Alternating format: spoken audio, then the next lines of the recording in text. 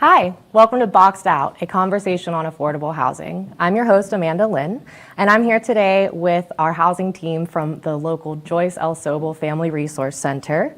I'm very excited to have a conversation with you all about housing needs in the Friday Harbor community. Thanks for being here. We've got Gail, Melissa, and Jennifer here talking with us about some of the most important housing needs in our community. Thank you all so much for being here with me.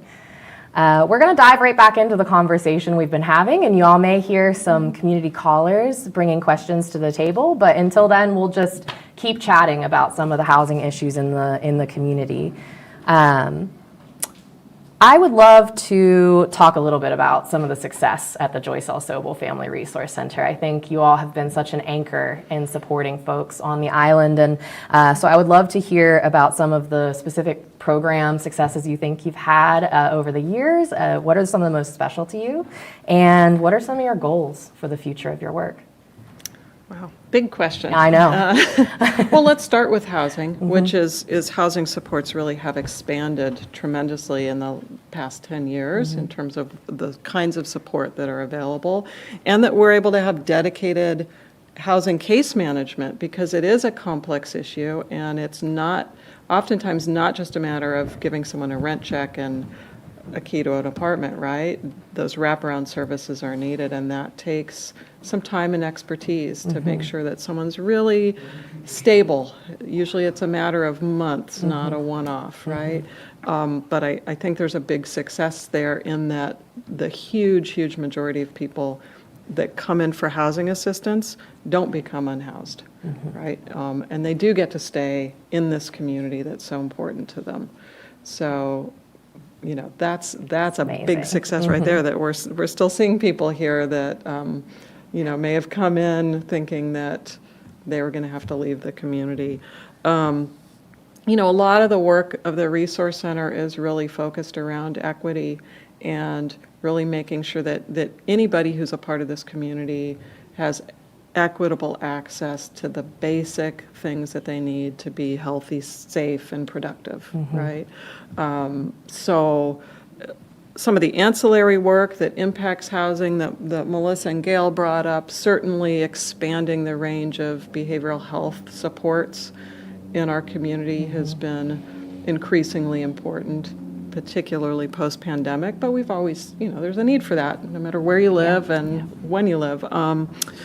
We've done a lot of work around childcare capacity building. That's another piece of work in our community where there's a lot of need right now. We lost a lot of capacity sort of in the period from 2018 to 2022, and some of it's being rebuilt now. But for young families who need to work, having safe, affordable, reliable childcare is a huge need. So the Resource Center has worked primarily in that realm of capacity building through grants and community needs assessments and really gathering a lot of the data around what's needed and creating a roadmap in conjunction with our community foundation and local stakeholders. We also took the plunge and got involved in direct child care as well. Opening a child care cooperative for families with infants and toddlers. So that's been a big lift for us, but one that we're really proud of. Definitely worth it. And a lot of work around health equity and making sure that everybody in our community, regardless of income, regardless of whether they can get health insurance, has access to basic preventative care that is either free or affordable, that is culturally and linguistically appropriate and supportive. So we've had a huge period of growth with training community health workers who speak Spanish, for example, and can do outreach. We've had pop-up clinics where those preventative services are offered. Just at a back-to-school clinic last week where kids could come in and get their sports physicals so they're able to play sports.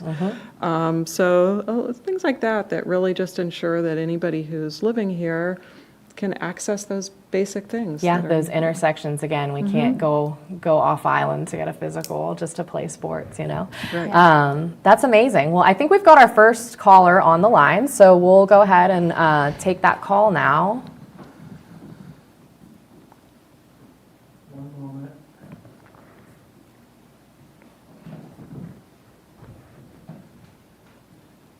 Lori, are you there? Okay, just a moment. What do you want?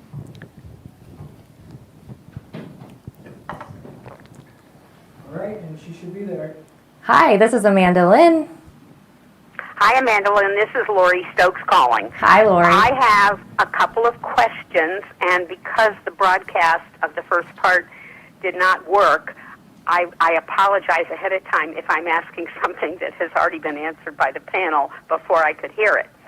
So my first question is, does the Home Trust or the Family Resource Center offer any help to people who need short-term emergency housing? Mm-hmm.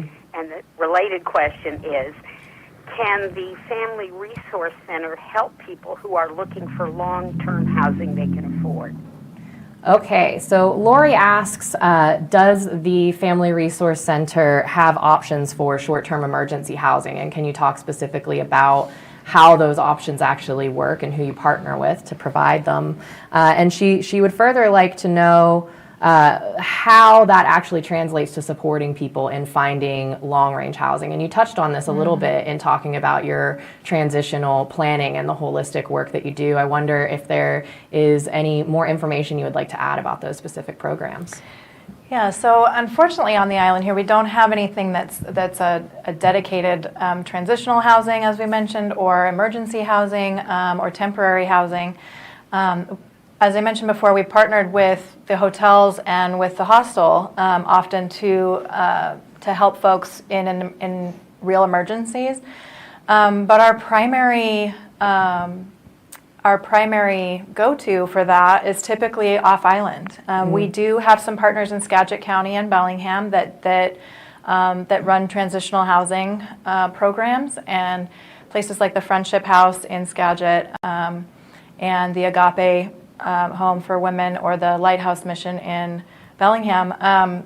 Those places have some transitional housing programs that will help folks kind of with those wraparound services as well in place. They have case management locally on the site there to not only help folks enter their housing, but to help them in securing healthcare or securing perhaps a disability income or getting back into the job market so that they can retain whatever housing they are able to secure after the program.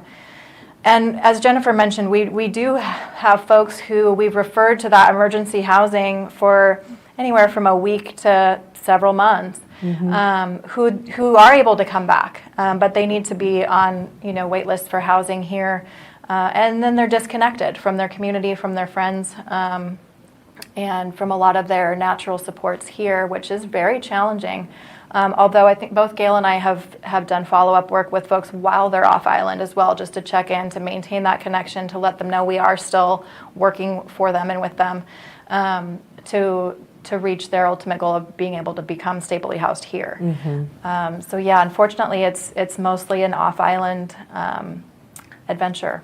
Yeah. It's a shock for people to hear that. When they come in, they're like, don't you have some emergency shelter for us? And it's like, no. I mean, there's the hostel. If you can climb those stairs and if you can live in those conditions, that works for people. And some people live there for 6 months to a year while they apply for something else. I would strongly suggest that anybody who thinks that their housing is in jeopardy at all, if their landlord's saying, we might sell in a year, or we might want to blah, blah, blah, to apply for the subsidized apartments right now and get on that list. You can always say no when you get to the top of the list, but when a lot of people walk in and say, in a month I have to leave my housing, what should I do? And you can apply for the apartments, but you might have to go to one of the off-island alternatives or live with family and figure out what to do in that year or year and a half that it might take for you to get an apartment. So yeah, wait lists are, putting on my Home Trust hat here, wait lists are always this dynamic thing that we're trying to explain to people, how long it can take to come up on a wait list, how many variables there are, and when you'll come up on a wait list. And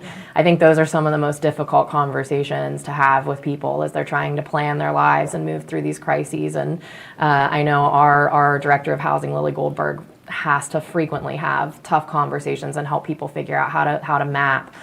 Lori, to answer your question, I would say, the Home Trust is definitely engaged on the other end of the spectrum. We're creating deep stabilization by offering home ownership opportunities to people, which is wonderful.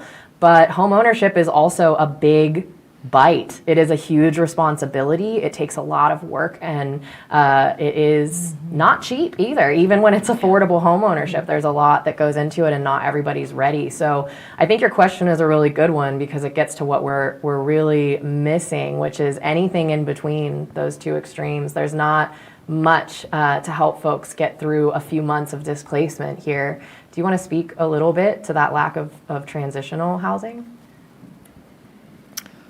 It's a hard problem to solve, right? Because to a degree, it's a numbers game. Creating new housing is really expensive. Transitional housing has some very specific needs.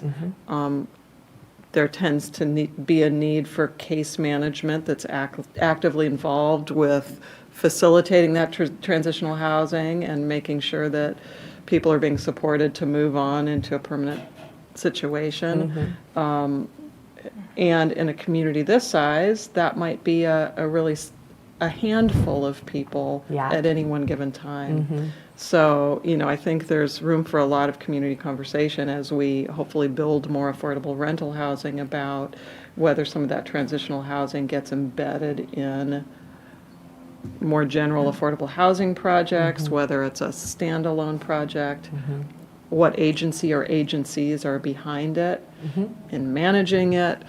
All of those things. And I think that's where the partnerships, I personally think that's where the partnerships, there's a lot of fertile ground for the partnership to grow between the Family Resource Center and the Home Trust, in that the Home Trust is exploring providing rental housing now, which is a huge need. And from the other side of it, our team was really encouraged to get into rental housing, not just because there's such a great need, but because we do know that not everyone is ready for home ownership, and we want to be able to offer a stable alternative to people while they prepare for that home ownership. And the age of this island. A lot of people have owned a home in their past, and they're seniors on a fixed income, and they're never going to be able to manage a home. Right. They just need a small space to live in that meets their needs. I have to say, the Friendship House in Mount Vernon, like she mentioned, the one thing we don't have here is a DSHS office and a Social Security office, and it's really hard to fill those needs. And so sometimes people go off over to Friendship House and stay for, there's a 3-month period you can stay, and they get all those services set up, and they're able to just go to those offices. We have to struggle to do any of those online applications for people. Disability is a complete mystery, and how to get people signed up for that in a really good way. So mental health services, it's all available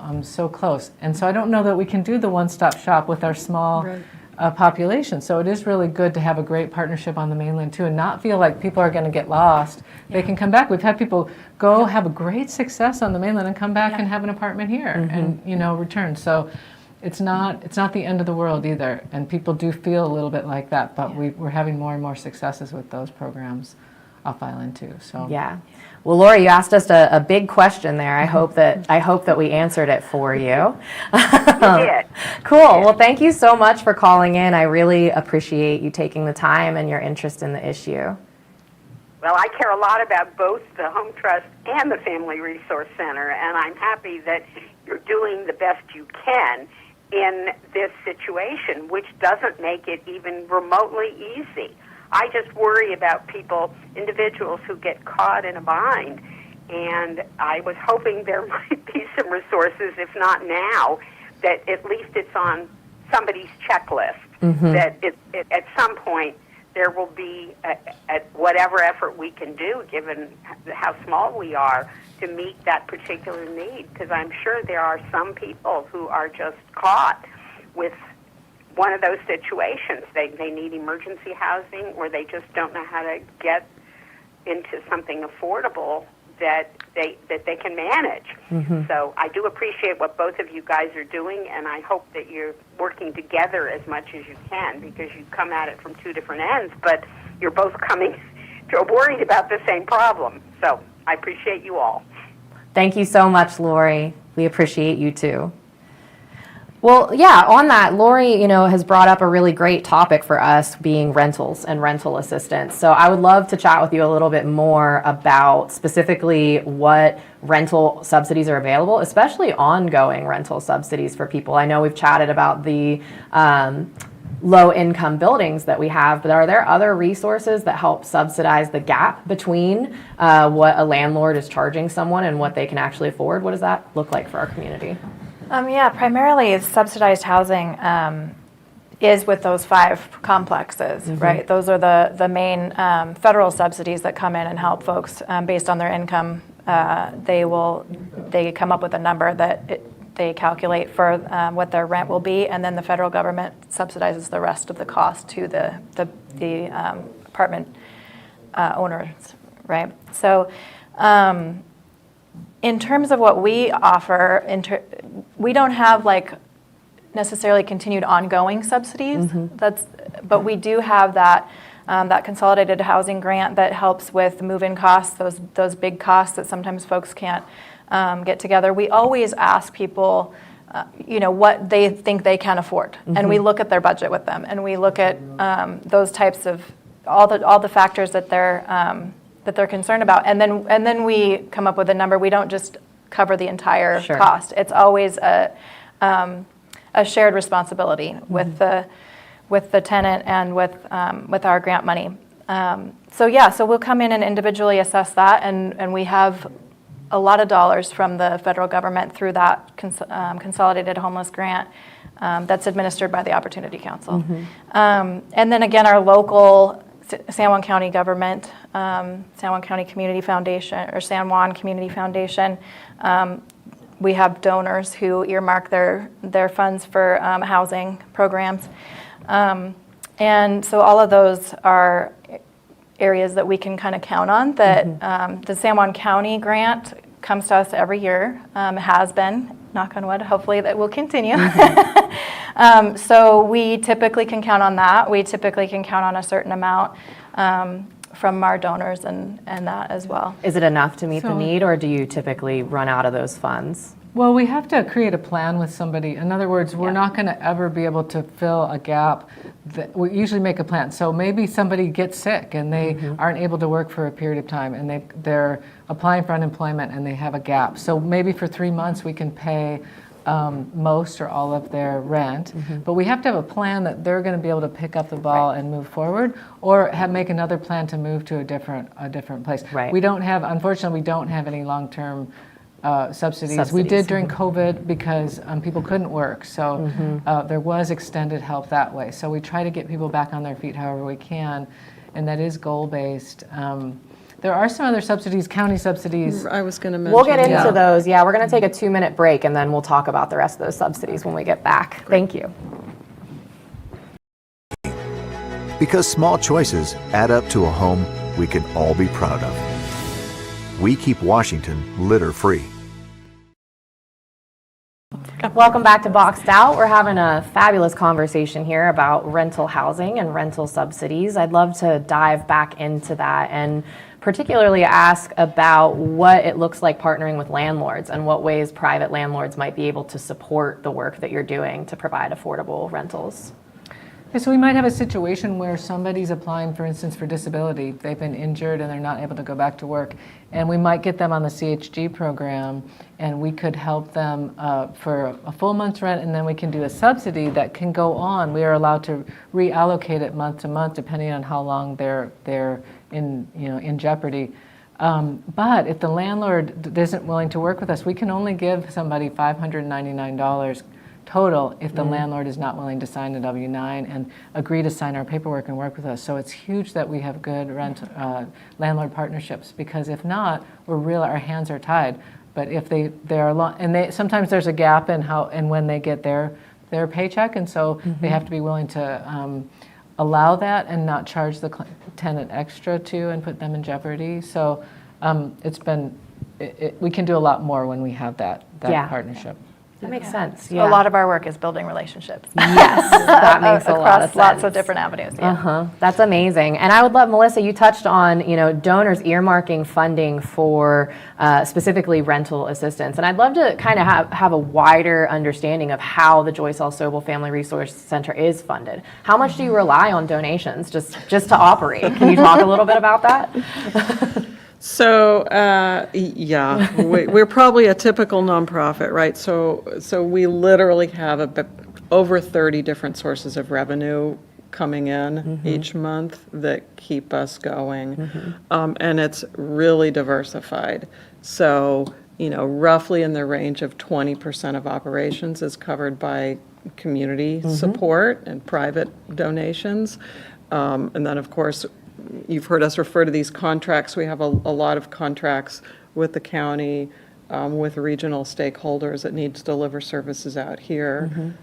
So that's another big portion of what we do through multiple contracts, some for transportation, some for mental health, some for housing, big span there, as well as grant funds that we need to keep rolling in. Right. So it's a real mix. We love our finance manager, who's very patient.